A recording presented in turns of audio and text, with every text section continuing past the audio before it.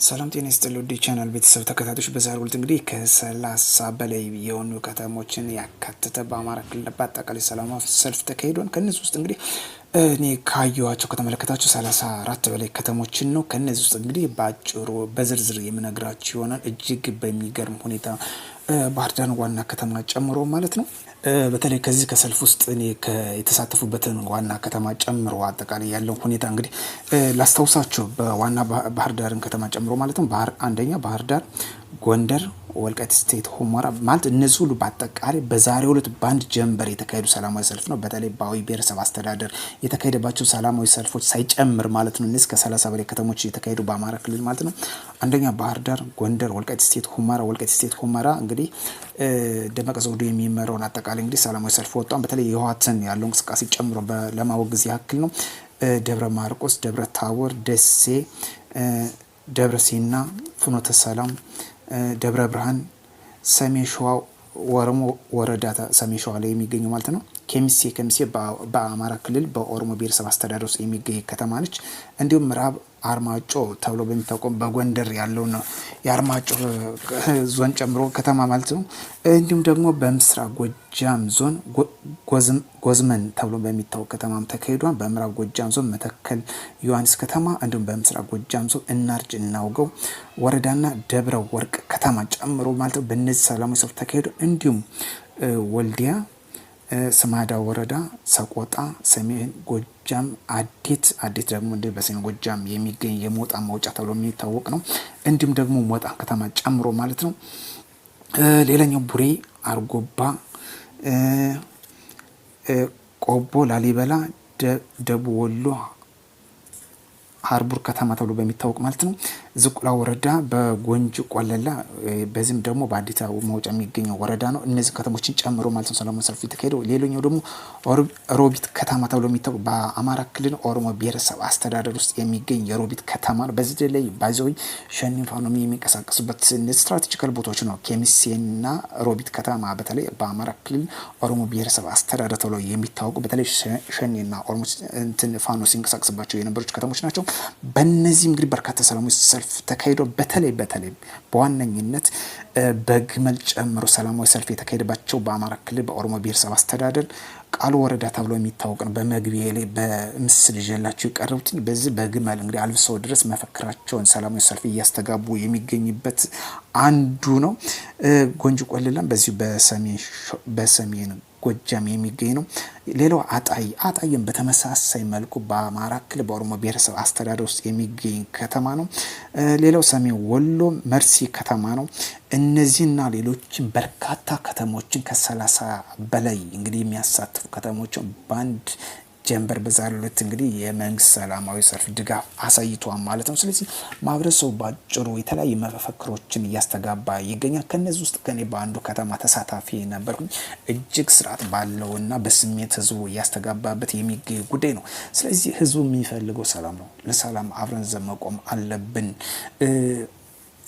ጫካ የገቡ ታጠቁ ወንድሞቻችን ወደ ሰላማዊ መንገድ እንዲመጡ ጥሪም ተደርጎላቸዋል። ሌላኛው ጉዳይ የህፃናት የመማር መብታቸው የተነፈገባቸው ይህን በማወገዝ ሰላማዊ ሰልፍ የተካሄደበት ነው። ስለዚህ በርካታ በተለይ በአማራ ክልል ዛሬ ከተካሄደ በአማራ ክልል በአዊ ብሔረሰብ አስተዳደር ሳይጨምር ማለት ነው። እነሱ በአዊ ብሔረሰብ አስተዳደር ከ3 ቀን በፊት እንግዲህ ሰላማዊ ሰልፍ አካሂዷል።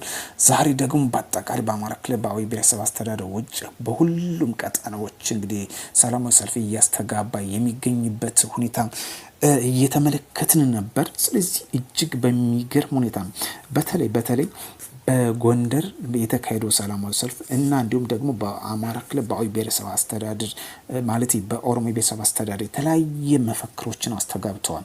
ከነዚህ ውስጥ በዋነኝነት ያነሷቸው ጽንፈኝነት ይቆም፣ የህፃናት የመማር መብታቸው ይከበር እና እንዲሁም ደግሞ መሰረተ ልማቶችን እንደግፋለን። የኮሪደር ልማትን ጨምሮ ሌሎችን መሰረተ ልማቶችን በተለይ ደግሞ ህወሓት አሁን ደግሞ ለጦርነት እየጎሰመበት የሚገኝ ሁኔታ ነው። ስለዚህ እነዚህ በርካታ ከተሞችን ያሳተፈ ነው።